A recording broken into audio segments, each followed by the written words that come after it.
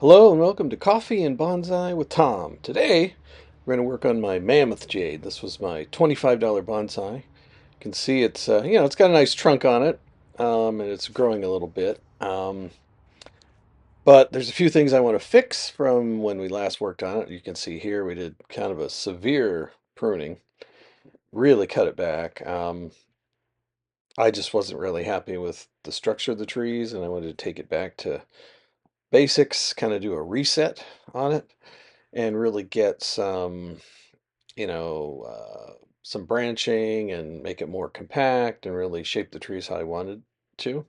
So I really cut them back hard. And to be honest, this isn't a species I'm super excited about. I think, you know, it uses a bit more water than I like. And, the growth habit is different than normal portulcaria afra, but I'm not giving up yet. I want to give it some more time, but we're going to work on it today. I've had a few things die off that I want to replace, and I have another exciting change to the forest I want to make.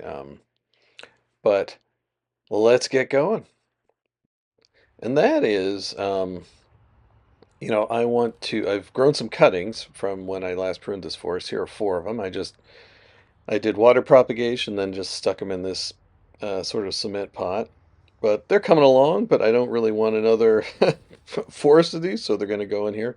And I have another one here that it was a cutting that a viewer sent me, and I'm going to incorporate that. But let's take a look. You can see most of the trees are coming around fine. There's not a whole lot of foliage. This one didn't make it, but it's kind of a big, this is the back, and I really didn't like this tree. It had a bizarre reverse taper, so I just cut it off hard and hope for the best. And you win some, you lose some. It looks like maybe that one is not didn't survive, and there's a huge hole back there. So I'm going to use these replacement trees to fill in that gap and make a few tweaks to the forest.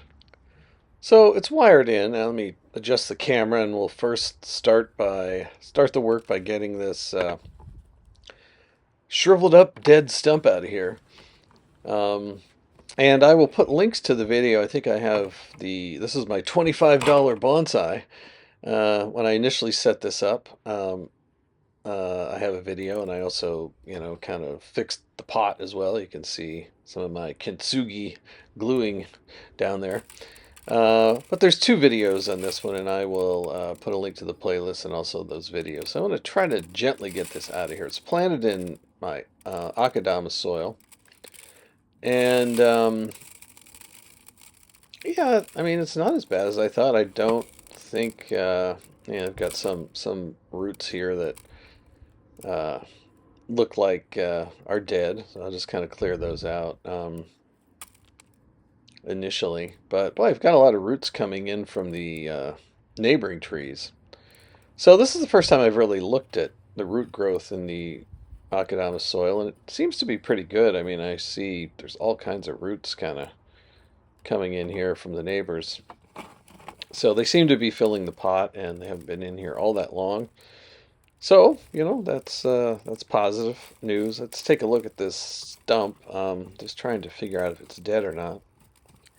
And there's definitely some roots that died, but there also seem to be quite a few that look pretty good. And look at the kind of the nabari on that. So I'm going to set that aside, and we'll come back to it. But, looking at this forest at the moment, you can see it really is, I think the right kind of looks okay, but this left side, I've kind of got the primary tree kind of out on its own.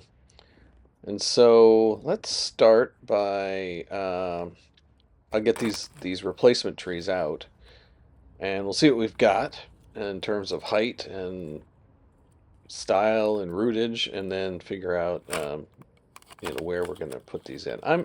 I have these four trees, and then I have the other one. I'm just going to get them all out. Boy, these have rooted pretty well. I did water propagation over the winter, and then just stuck them in the soil in the chiller area, so I didn't even enjoy warmth, and they seem to be doing quite well.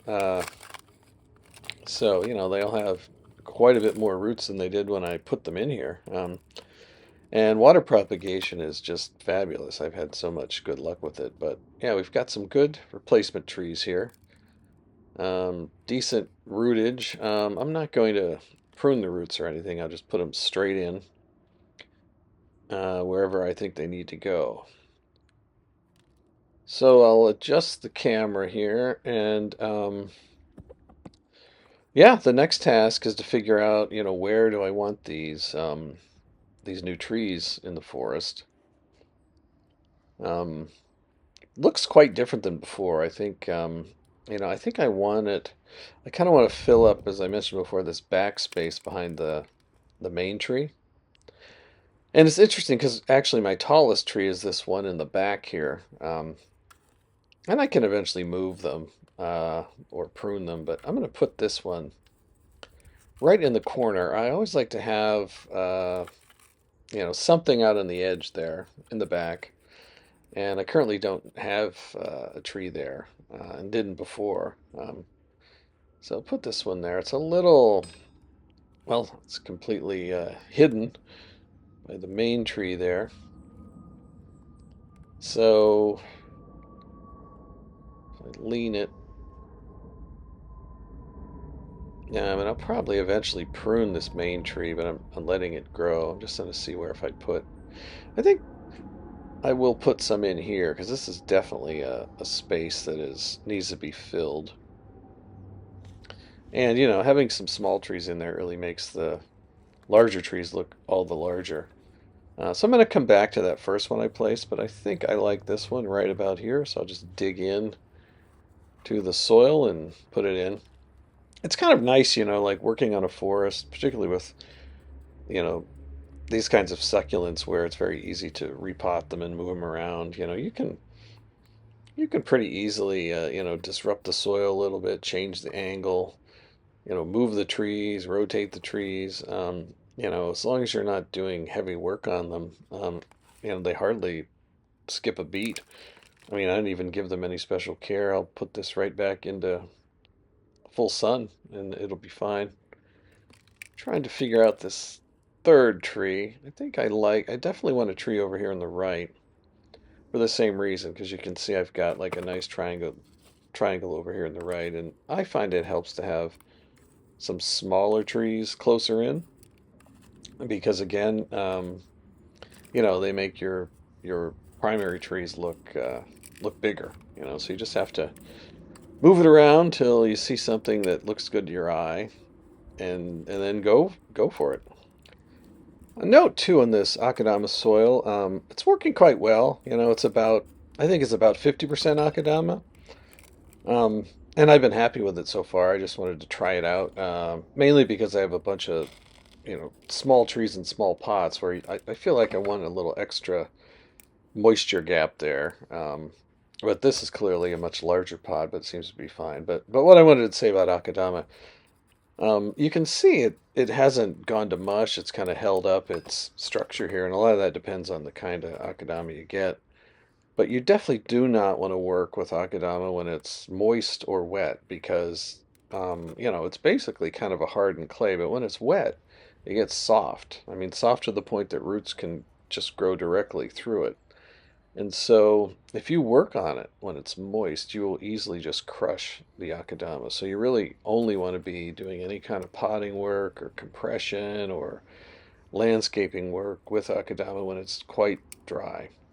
And I like that tree we just put in there. It looks very natural. I kind of like this one here too, like just off center where I had it. And I have a wire in here, which, well, we may as well take advantage of it. Certainly, probably don't need it for a little sapling like this, but hey, it's here, so I may as well use it. So I'm just going to dig out a cavity where I can stick this new tree in, and let's see, I think it was about right here, and we can wiggle it a bit and we get it in there. This wire's pretty long. I'll move it slightly to the right here.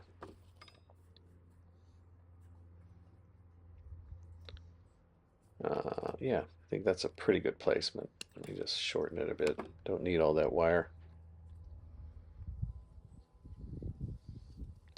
I find especially with, this is a tiny little tree, so, a few rocks readily hold it.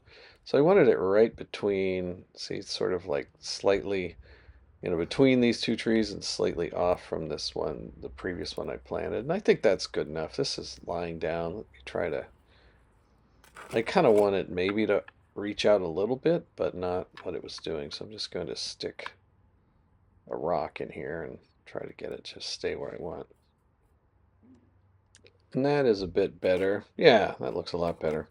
You can see we're already kind of filling this area in, in the back where it looked like um, a meteor had hit or something, and now, we're getting some foliage, and I could do some pruning. This is interesting. It really is like that tree in the dead center is quite noticeable, but I feel like the three big trunks, which are about the same size, kind of form a triad, and it's kind of working for me. I mean, I was thinking initially um, of just pulling all these trees out and redoing everything, mostly because that um, the central tree in the back here, you can see on the left, is probably the biggest one. Although I chose this one here in the front because it's got kind of a almost like a double trunk coming up from the bottom, and I think that will enhance over time. But I think I'm kind of liking this. I'm not going to do any pruning, but I think when I do, it'll really enhance the current look of it. So I'm reasonably happy with it. I'm glad I decided not to rip them all out, um, because I think I can totally work with this. Let's see. So I put in, we put in one, two, three. Oh yeah, I put in. Oh no, I've got one more small one, which we'll get out here and put that in, and then I'll have all my mammoth, portulcaria, afra, dwarf jade in one plotting. And this is interesting too. I'm looking at it from the back here, and it looks good from the. I may have a forest that has two fronts on opposite ends. I'm gonna cut this off because look at that. That's not gonna be of any use, and I kind of want more compact growth. And here is the last of the Mohicans that I want to put in here. I'm trying to remember who sent it to me, and it's escaping me right now. But it was just like, a teeny little, I don't even think it may have had like a little hair of a root, but I just kind of stuck it in some soil and we'll give it a tiny pruning. I'm going to put this one in as kind of a bush, so probably in the front here somewhere. It's got a lot of good roots. Let's see, maybe right where this rock is. Yeah, this one is so young. I'll trim a little roots because it's going to be tough to get it in there just right. Think about here, maybe if I can sort of get it very low and sort of between these two bigger trees on the right. I think that's where I want it. Because I do want to create, there's kind of a space here to the left of my hand.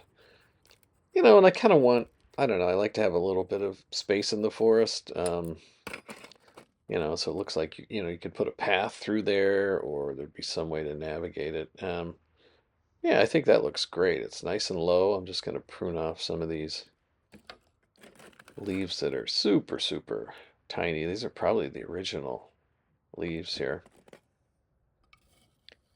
And I love rocks, so I'm just going to fill in a bunch of soil here to try to hold these where they want. And this thing uses a ton of water, even at the moment when it doesn't have a whole lot of leaves on it. I mean, it's have way more leaves by midsummer. So I think I'm going to have to put it under shade cloth because in full sun, this thing just dries out like you wouldn't believe. And I think that looks pretty good. Yeah, I am pretty happy with the overall placement and the look of it. I think it looks pretty natural.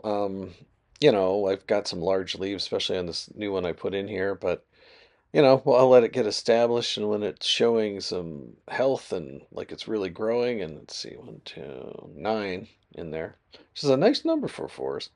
Um, and this is my entire collection of this type of jade, so I'm glad to have it in one forest.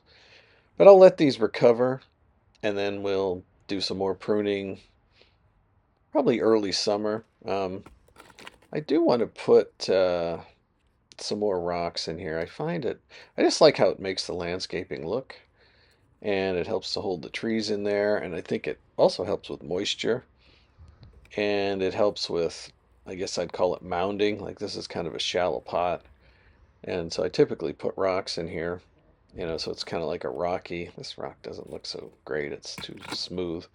I want sort of these rougher rocks in here.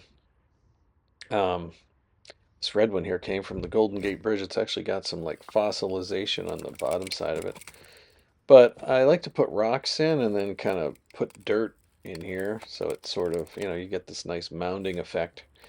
And I think it just looks natural, and you sort of increase the height of your soil, but yet it stays in place, which I think helps, creates more of a soil ecosystem for the roots to grow in. Even though these are succulents, they're not going to grow roots in completely arid soil, right? The roots are going to go where the action is. So you want some moisture in there to encourage that. And I'm just reusing the soil I had from those previous ones, which has got some lava in it. And I'm sort of liking the look of that here, sort of on top of this Akadama-based soil. But yeah, you can see already we're kind of getting a lot more, height. And, over time, we'll let roots grow, surface roots grow in there, and we'll kind of pull some of that back because, this thing is not very deep. So I don't think we'll get, the roots are really going to kind of go out in every direction and fill this shallow pot fairly quickly.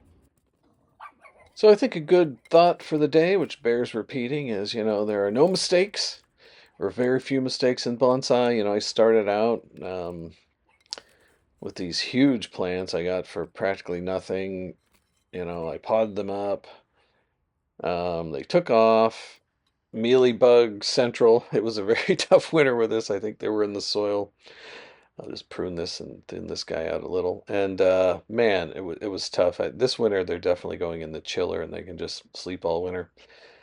But then they recovered, and then I cut them back drastically. Not sure they would recover, but except for that one, they have recovered, and I haven't given up on that one yet. I'm going to put it in some kind of pot and see what happens.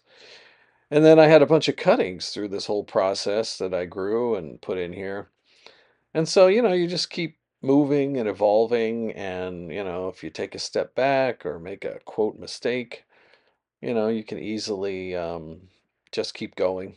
That's the only mistake, is to stop. Um, even if you kill the tree, you kind of learn something and take a victory lap.